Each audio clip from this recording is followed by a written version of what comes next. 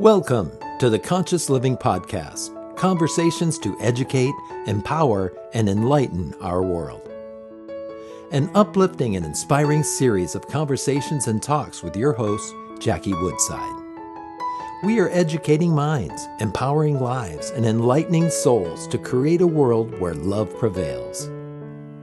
In this engaging podcast, we deliver exciting, positive, transformative talks and teachings designed to elevate your life.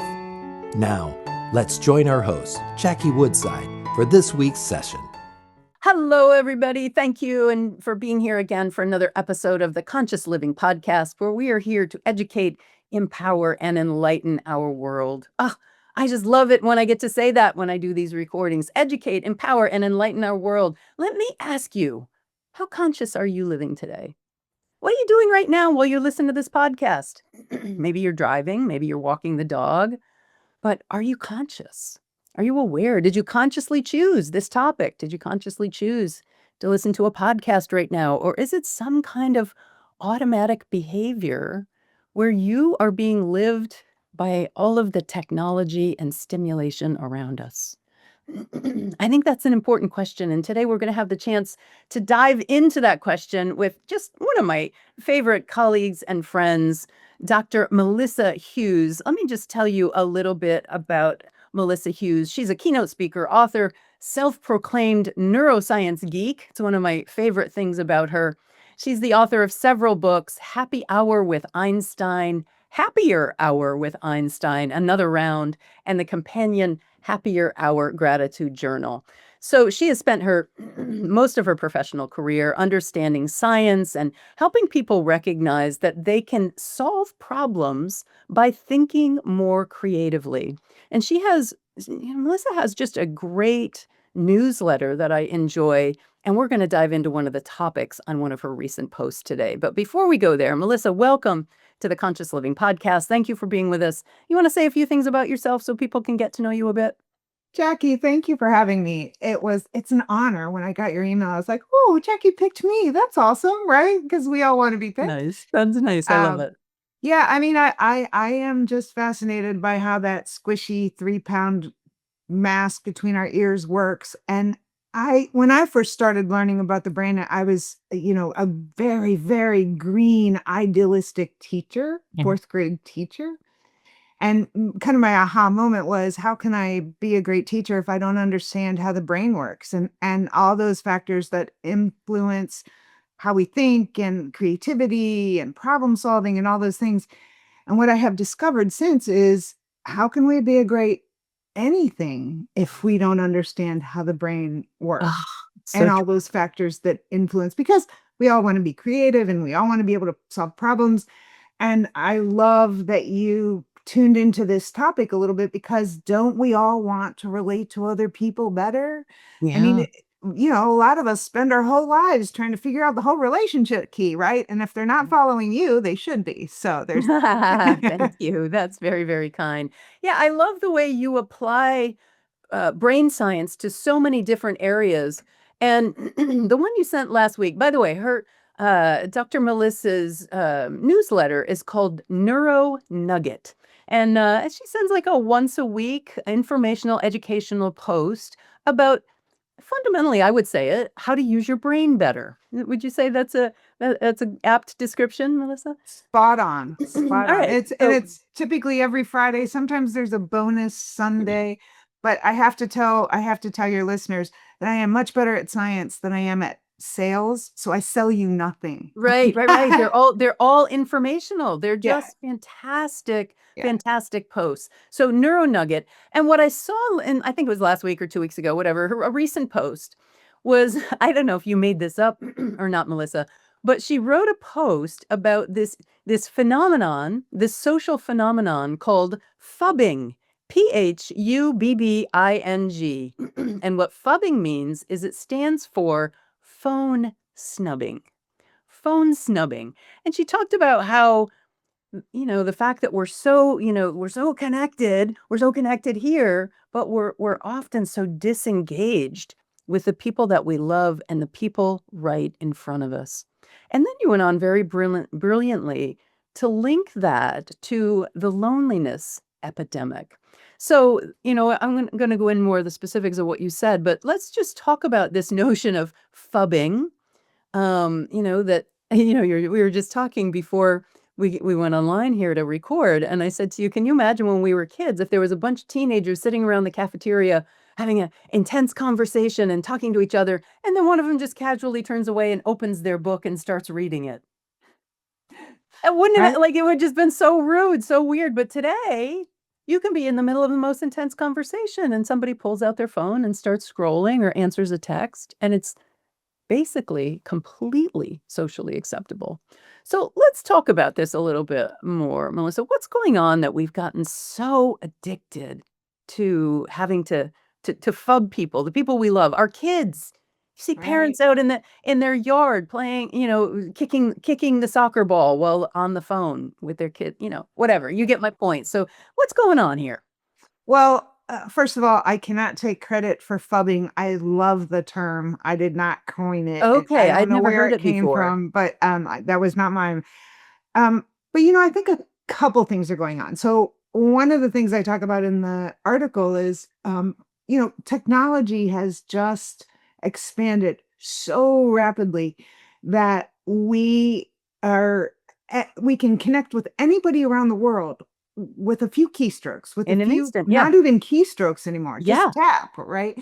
Like, and I don't even need my phone. I can just pull my Right? Apple Watch can buzz me, and you and I can be in a conversation, and I don't even have to respond. But when I do this, what it says to your brain is, I'm not important anymore. This is more important than what we're talking about. And so from where I sit, I can try to justify that and say, well, I didn't stop the conversation and I'm still listening to you. And, I didn't look at my phone and bang out a text response. And also, it's kind of Pavlov's dogs, Right. right?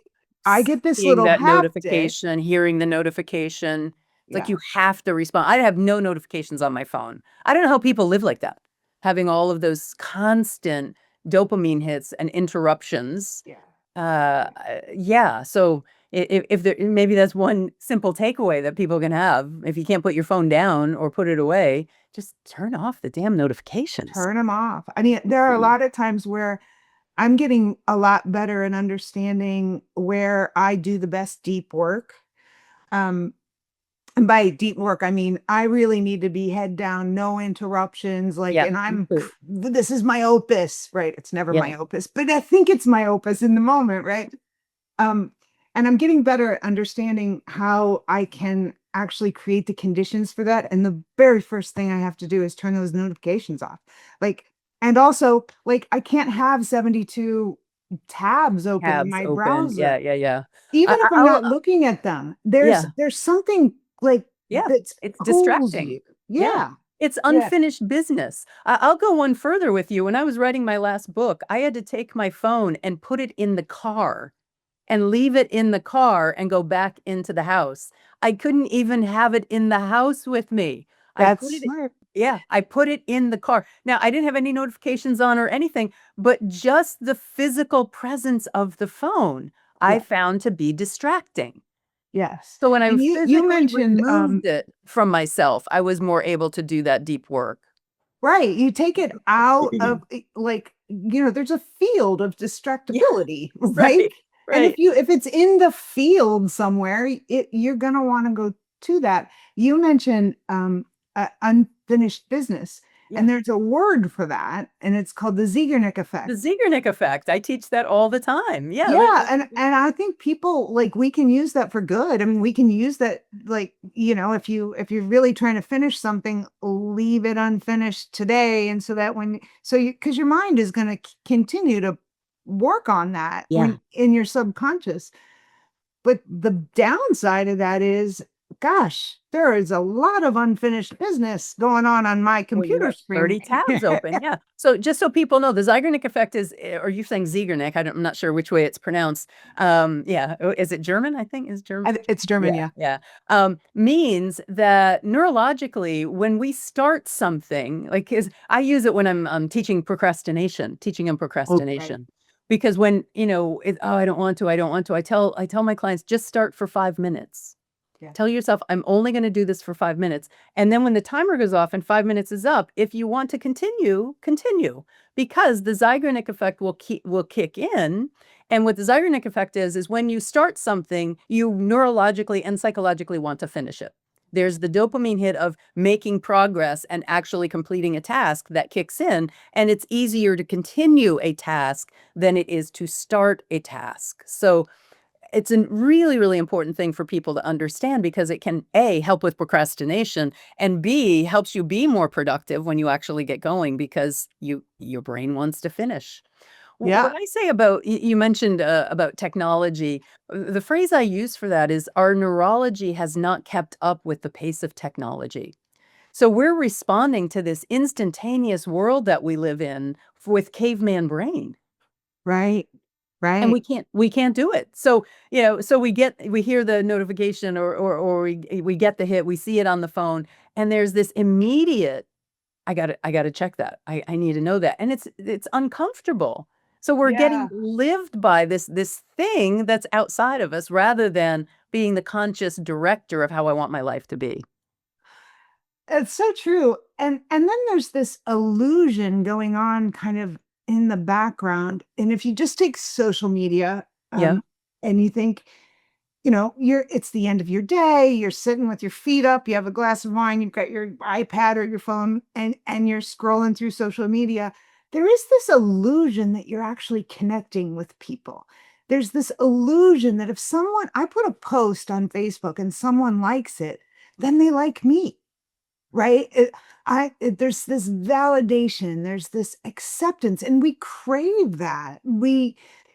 Maslow figured that out a long time ago. Right. So we Right. want that sense of belonging, but it's plastic. It's an illusion. It's not real. That's not a real connection. And so we get back, Jackie, to where you and I started with this was, how often do we prioritize having a conversation with another human being where it's eye contact, where listen, the most valuable gift I can give you right now is my full attention, and I'm going to Right. do that.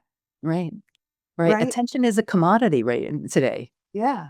And we Attention is a don't do commodity. it. I mean, we just don't do it. Right. Right. I mean, even at parties, and especially young kids. Oh my gosh. My spouse and I were talking about when we were in high school, taking trips for sports, and we'd all get on the bus. And we lived in a pre-phone era, nobody. Right. And so we'd sing songs or tell stories, and everybody was bonding, and there's this connection time, and feeling seen and feeling a part of something. We have a 20-year-old son, and when he was in high school playing sports, they'd get on the bus and every single kid had their head down. So they're together, but they're separate. So let's talk about this a little bit. Let's talk about the dopamine factor and how that plays in. But I also want to talk about loneliness, and how, you know, how the stimulation era that we're in, this technology era that we're in, how that leads to loneliness, but all, like, it's so weird. Like, it feels good in the moment. It's almost like a one night stand, right? It feels good in the moment, but then later you don't feel so good about yourself, right? That's a great analogy. Yeah. Like, I mean, does anybody really want to be like, oh yeah, I really look forward to spending 6 hours a night on my phone? Like, no, but yet when you're there with another person. So let's talk about that a little bit. How does this link to loneliness? So, I'm going to go back to the beginning of the pandemic, Okay. because for a lot of us, that was like the peak of loneliness, right? I mean, we were so isolated. And so you would think that we learned how to use Zoom. We all learned how to use Zoom, right? Right. And you would think that that sense of connection would, for people who maybe wouldn't have gotten out to have all kinds of connection anyway, they were now suddenly able to connect with everyone in a way that wasn't there before, right? By technology. But what happened was loneliness, Blake, was huge in the pandemic, even when everybody's plugged in and, we can all see each other on the Hollywood squares. Um, and it was so bad that, we had a loneliness I don't know, poo ball, whatever. I can't Epidemic. remember. I mean, there was an increase in alcoholism, increase in Yeah. suicidality, increase in depression. I mean, it was an increase in domestic violence. Yep. It was bad. Well, and even, when you think about kids, I mean, kids weren't going to school, and so there wasn't that extra set of eyes on our most vulnerable kids, right? And they were staying home. But also, I think about when you feel really depressed, like you don't want to get face to face with somebody. Like that's way too vulnerable, right? When I feel, I should put it on me. Use I statements. When I feel really depressed, I withdraw even more. Like you don't want to be with anybody. Like the thing you need the most is the thing you don't want to do the most. Yeah. And so I think that happened during the pandemic, and I think it made it a lot easier for people to withdraw on the down low. Right, because we Right. could get on here and we could Zoom, and I can fake it for 30 minutes or whatever, and then we get off, and I'm even more lonely than I was before because there's something about, being able to pick up on someone else's loneliness or suffering or sadness or whatever it is when you're sitting face to face. It's Yeah. easier to do that. It's a Yeah. lot harder when we are doing this. And so I think a lot of people were able to fake it. And we worked from home. We did Christmas from home that first year. Remember? Right. We like we didn't Yeah. even do Christmas. I mean, funerals. I attended a few Zoom memorial services. Yeah. And people were doing church from home. Right, right, right. Oh yeah, church. Yeah. Yeah, and if you think about like that's the place that like even if they don't belong anywhere else, like people say that's the place I belong. Like Yeah. that's my Yeah. anchor, and they couldn't even do that. So Right. so I think part of it is I think you nailed it when you said, our neurological machine hasn't caught up to the technological Right. advances that we're seeing around us. Right. I want to go into three of the things that you said in the post that you did. And by the way, I've mentioned how great your newsletter is. You also, I think each post you turn it into a YouTube video, which Yeah. your videos are so good. So I want to Oh, plug your thank you. YouTube channel as well. But you say three things about the connection between loneliness and why loneliness is an epidemic and what it has to do with phubbing, phone snubbing. You talk about the dopamine trap, the rejection sting, and the convenience curse. So let's go through each one of those. The dopamine trap. Talk to us about how that relates to loneliness. Well, every time you get that little notification, somebody wants you. I mean, Right. uh, Right. To somebody feel wants good. me or Yeah. somebody needs Somebody me. approves of me. Right. I get, they like my posts. They want me to do X, whatever it is. And so that kind of need or validation or Well, and acceptance, it's the that's same with getting a text or, right. some notification on your phone. You get this instant hit of dopamine of I'm approved of, I'm important, I'm needed. Right. Yeah. Absolutely. Yeah, so that becomes more compelling than the conversation about, last weekend with your best friend over coffee, because that doesn't necessarily have the same amount of dopamine hits to it. Also, but the other key about dopamine is dopamine always gets a bad rap because it's like the reward and pleasure chemical. It's like the addiction drug. But dopamine is also the learning and motivation drug. So Yep, dopamine is the drug that says, "Oh, that felt really good. Let's do that again." let's do it again. Which Yeah. is why when we make progress, we get dopamine, and that progress is what keeps moving us forward closer to the goal. Nice. So I think, when I'm queen of the universe and I can tell everybody like don't trash talk dopamine all the time. We need to be talking about the good stuff that Good dopamine parts of does. dopamine. Yeah, the motivation factor. Yeah. And then you talk about the next element with phubbing, phone snubbing, and loneliness. You talk about the rejection sting and that how your brain processes social rejection and how important that is. So talk about that a little bit. Yeah, I mean, the brain processes social rejection the same way it does physical pain. So if I punch you in the face or I reject you socially, and also it doesn't even have to be Jackie, I don't like you. Let's not be friends anymore. It doesn't even have to be like that. It could be, I don't support your idea in a meeting, Yeah. or I don't stand up behind you when there's like, another social situation going on. Like, you don't feel like, I've got your back. That is social rejection. And the same neural pathways that process physical pain process social Wow. rejection. So when you think of, okay, if I'm rejecting someone, even if and most of us do not mean to do it. I mean, most of us are not bad people. It's not like we're not malintended. A lot of when we do this phubbing or the social rejection piece, we don't even know we're doing it. We're not even aware of it. And on the flip side, that person might not be able to articulate, hey, you activated my neural pathways that process physical pain, and that didn't feel good, right? I mean, you just don't articulate all of that. But when I pick up my phone, when you and I are in a conversation and I get a notification and I pick up my phone, your brain registers, I'm not important. She's focused on something else now. And I can say, oh, Jackie, I'm still listening to everything you're saying, but your brain doesn't care. Your brain is like, no, you picked up your phone.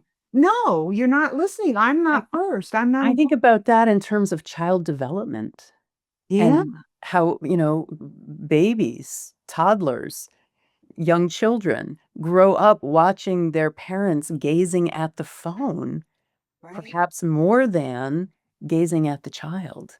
And what a Right. message that, and now think about how long smartphones have been around and how the depression epidemic and mental health crisis in young people, doesn't that it tracks It does. chronologically that this generation is the generation that's hitting, and they were raised with their parents on a smartphone.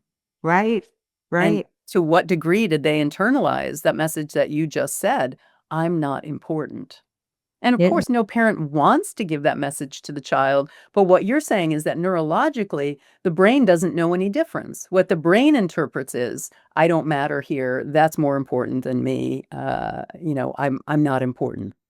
Yeah. I mean, I think there's a real difference between, you're right, no one intends for that to happen, but there's a difference between intention and impact. Yeah.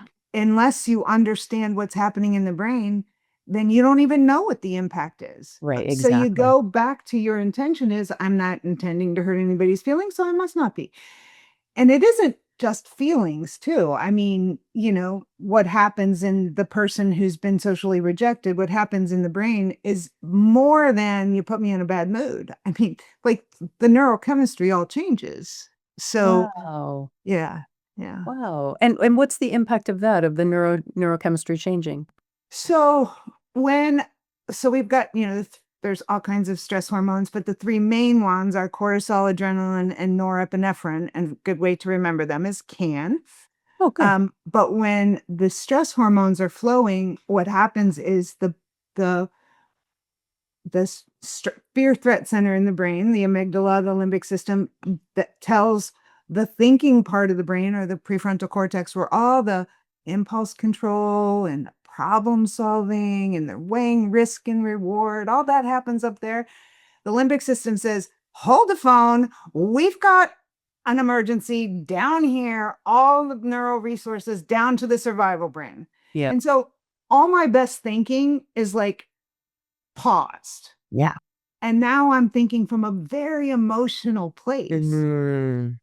Right. And so when if you take it into the classroom, if you stress kids out, if you freak them out, if you say this is the most important test you're ever going to take in your life, and if you don't pass this test, you're probably not going to get to Harvard, and your life's going to be a mess, and you're going to live under a bridge, and I don't know what else.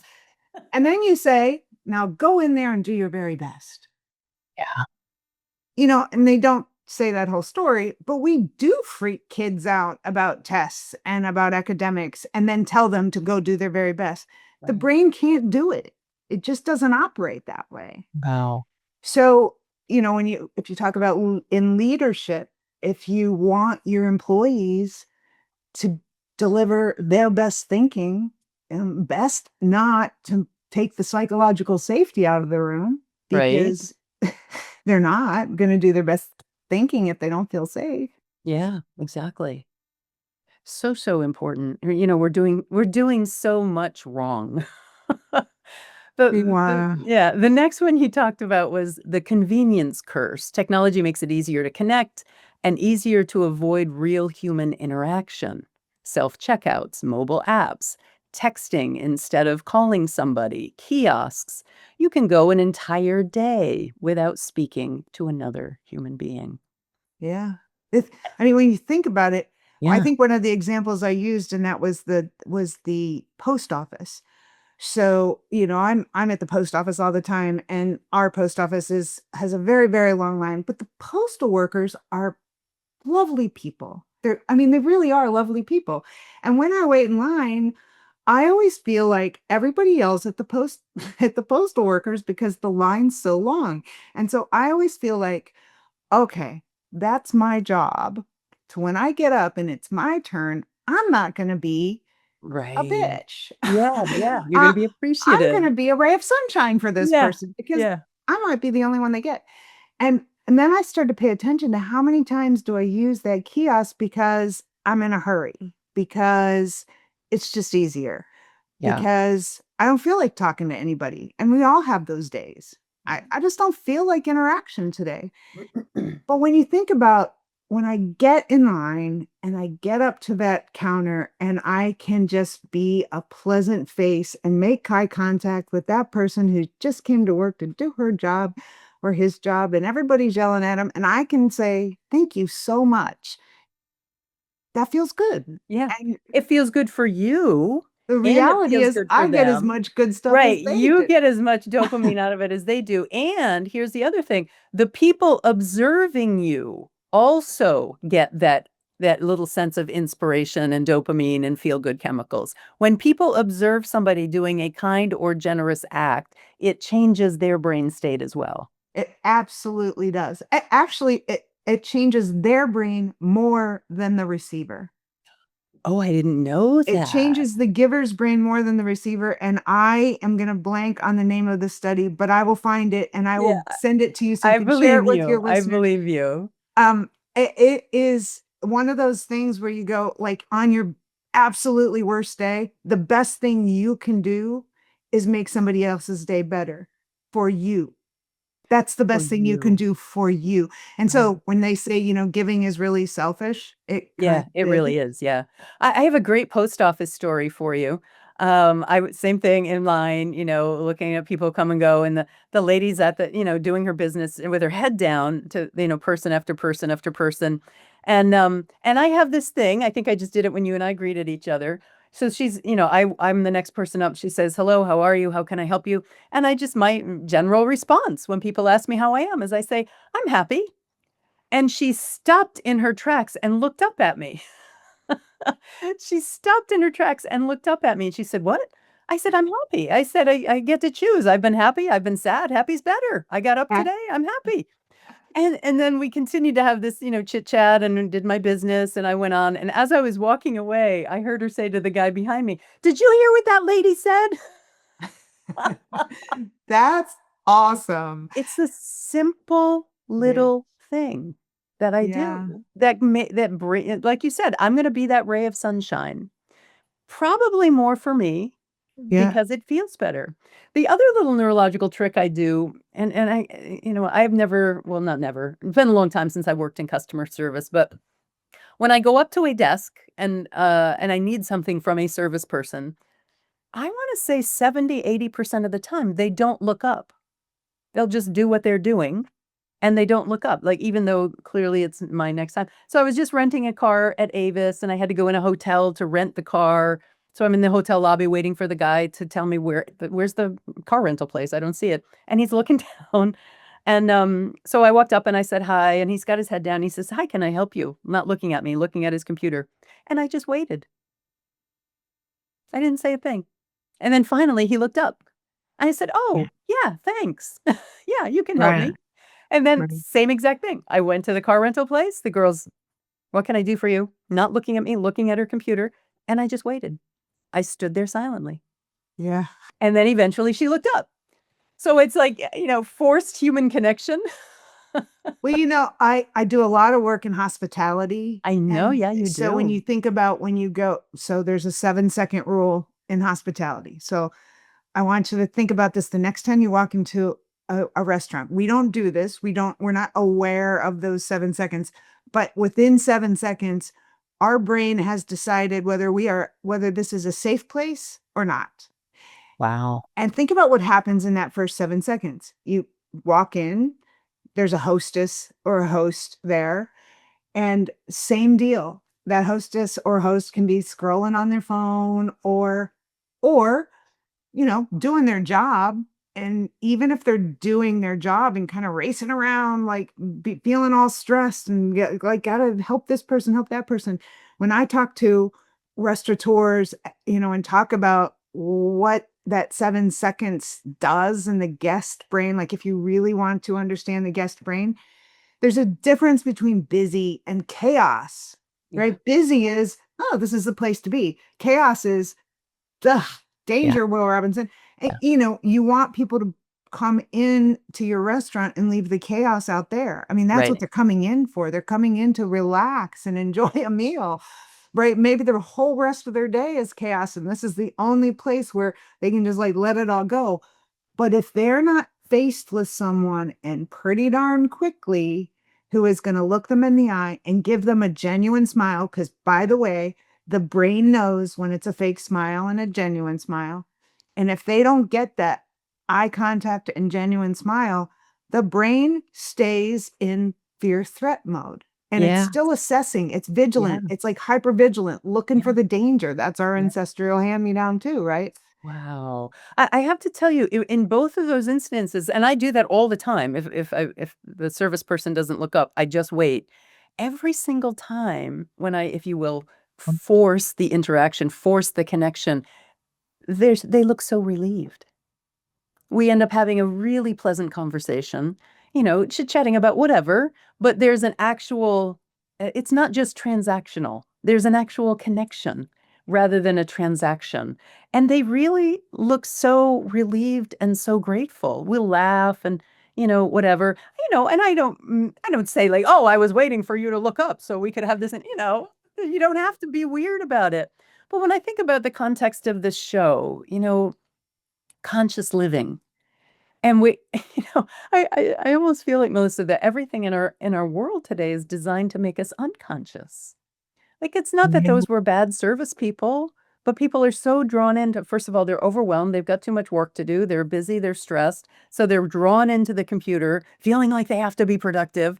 Can't greet this person because there's too many other things I need to think about. We're living in such a time that everything, walking around with an encyclopedia in our pocket 24/7, and a camera and your address book. And, this is like, literally everything you want is available at your fingertips. It doesn't feed. Oh, no, it does feed you. You can order DoorDash. It even feeds you, right?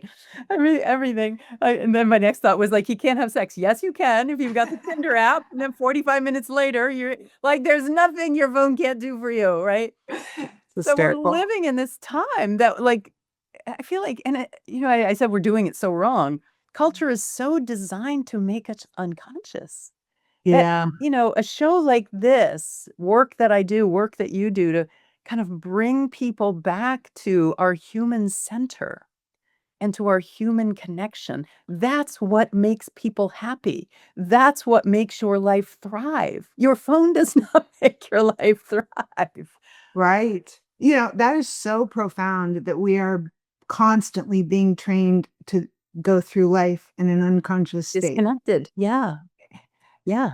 Yeah, I mean, you think about when was the last time you just turned everything electronic off and just sat It's, for a digital detox. even just 5 minutes? Like my computer's never off. My computer's on all the time. And I have to step out of my office because there's like way too much in here to distract me. But, my thing is I'll go take a walk.